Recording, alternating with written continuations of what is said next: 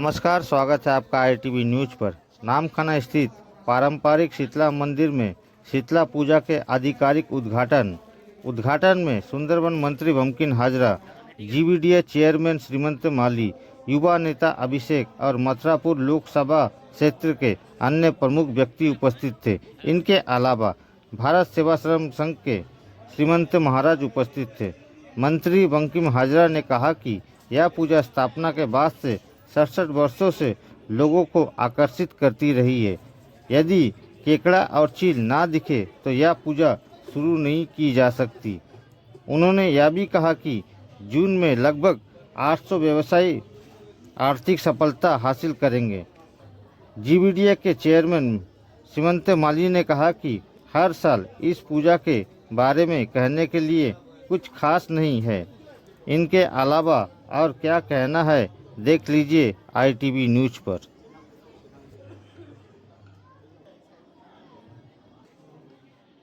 नमो विष्णु नमो विष्णु नमो विष्णु परमं सदा सदा पश्यन्ति सूरय दीपिवा चक्षुरा तथा अपवित्र पवित्र वा सर्वावस्था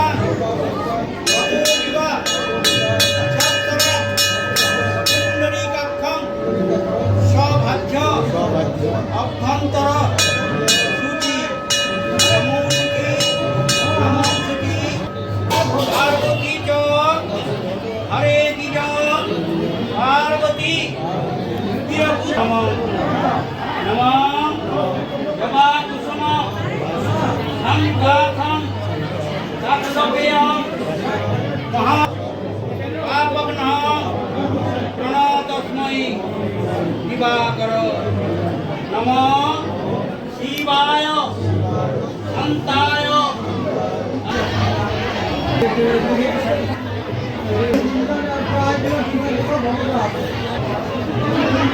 দেখুন, এটাই তো বাংলার কৃষ্টি সংস্কৃতি, বাংলার ঐতিহ্য পরম্পরা।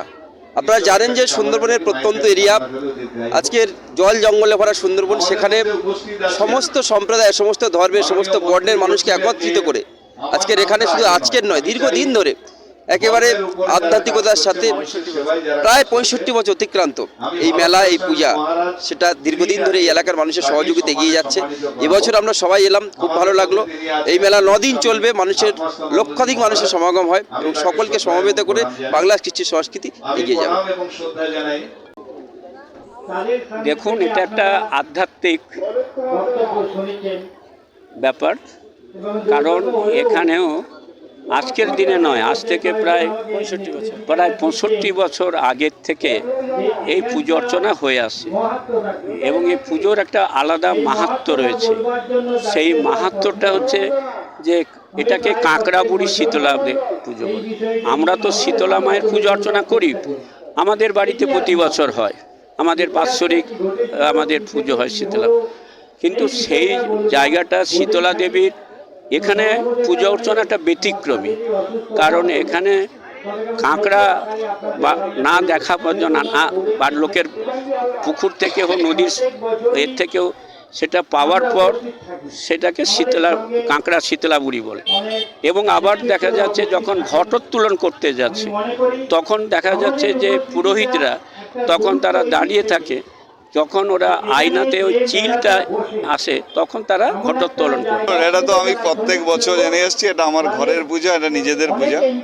তাই এখানে আমি সব থেকে আনন্দ লাগলো যে আমাদের প্রিয় মন্ত্রী, প্রিয় সাংসদ, আমাদের এখানকার যারা কৃতি সন্তান, ভারত সেবাশ্রমের মহারাজ, এরা প্রত্যেকের উপস্থিতিতে যে বইটা একটা প্রাণোজ্জ্বল করেছে, একটা ভালো জায়গা আমরা লক্ষ্য করলাম।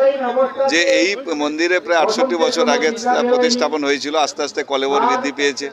এখানকার দেখবেন শনি মঙ্গলবারে প্রায় শতাধিক কেন হাজার হাজার মানুষের এখানে উপস্থিতি হয়, পুজো অর্চনা করে, সারা বছর প্রায় হয়ে থাকে। আর এইটা একটা অনুষ্ঠান আমাদের অষ্টমী তিথিতে আজকের হচ্ছে।